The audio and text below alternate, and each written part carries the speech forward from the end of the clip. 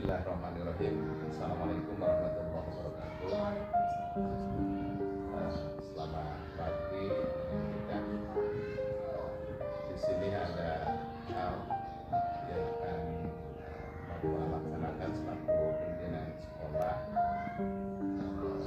Ini kan akan ada pelaksanaan observasi Bapak ke kelas. Sebelum Ibu minta melaksanakan observasi ke kelas, diantaranya harus ada terlebih dahulu hal-hal yang disediakan yang dilaksanakan oleh Ibu Mita untuk pembelajaran nanti di kelas. Ini Bu Mita, persiapan apa, langkah-langkah yang dilaksanakan oleh Ibu Mita sebelum melaksanakan pembelajaran di kelas. Silakan. Yang saya persiapkan diantaranya adalah mau belajar. Saya nanti akan mengangkat atau melaksanakan pembelajaran IPAS dengan metode pembelajaran project based learning. Jadi nanti siswa akan membuat sebuah project. Kemudian setelah modul saya menyiapkan bahan ajar untuk siswa, kemudian media pembelajarannya berupa PowerPoint interaktif, dan nanti di sela-sela pembelajaran ada kegiatan siswa yang tadi membuat project based learning, membuat sebuah project yang nantinya juga bisa digunakan oleh siswa agar lebih memahami lagi pembelajaran. Seperti itu. Terima kasih. Berarti hal yang dilaksanakan awal ya sama Ibu Mita itu yaitu membuat modul ajar. Lalu begini, Bu Mita, ketika nanti pembelajaran di kelas ya, berarti harus ada sesuatu yang bisa mengembangkan minat dan bakat peserta didik. Pertanyaannya begini, metode apa yang harus dilaksanakan ya, atau yang akan, berarti nanti kan ada semacam perencanaan, metode apa yang akan dilaksanakan oleh Ibu Mita ketika nanti pelaksanaan pembelajaran di dalam kelas? Ya, untuk menarik minat siswa agar lebih semangat lagi dalam belajar, Pak ya. Yeah. Tadi salah satunya itu dengan menggunakan metode project based learning tadi, Pak.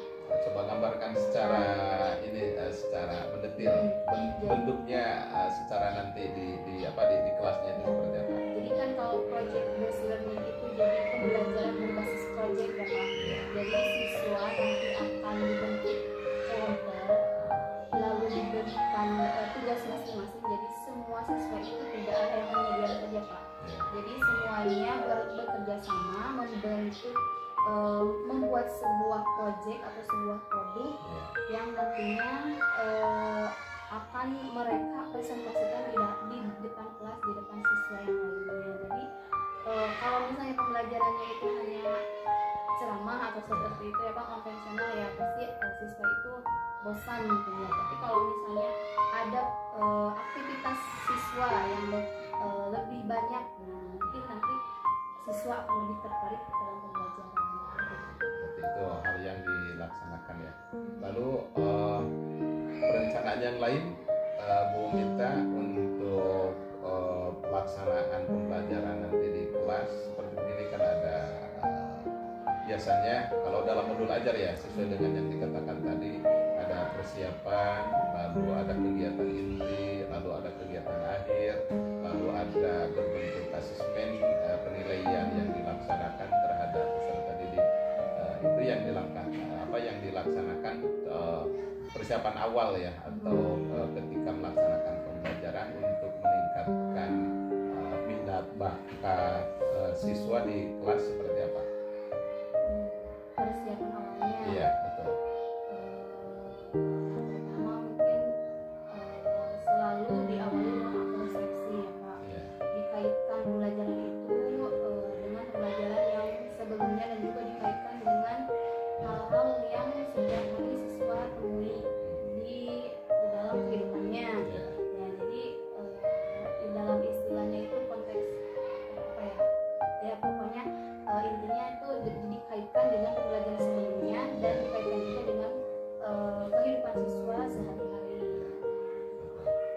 lalu nanti kan ada asesmen ya, penilaian. Itu bentuk penilaian nanti yang akan dilaksanakan dalam pembelajaran di kelas ketika akan dilaksanakan observasi. Bentuk asesmennya seperti apa, Bu Mita? Kalau selama proses pembelajaran nanti ada lembar observasi Pak. Observasinya itu menilai kegiatan siswa ketika dalam kelompoknya. Kemudian di akhir saya akan melaksanakan evaluasi dengan melaksanakan tes tulis. Jadi nanti saya akan membuat beberapa soal untuk mengukur pemahaman siswa selama proses pembelajaran dari awal sampai akhir. Terus begini ya, ketika dalam pembelajaran terutama tentang asesmen, kan anak itu hasilnya itu berbeda-beda. Ada yang anak hasilnya sesuai dengan target yang dalam pembelajaran, juga ada yang nilainya yang di bawah.